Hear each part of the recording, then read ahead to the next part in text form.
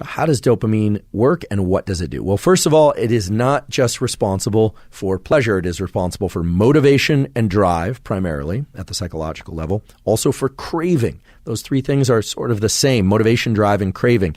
It also controls time perception. And we will get deep into how dopamine can modulate time perception and how important it is that everybody be able to access increases in dopamine at different time scales. This turns out to be important to not end up addicted to substances, but it also turns out to be very important to sustain effort and be a happy person over long periods of time, which I think most everybody wants. It certainly is adaptive in life to be able to do that.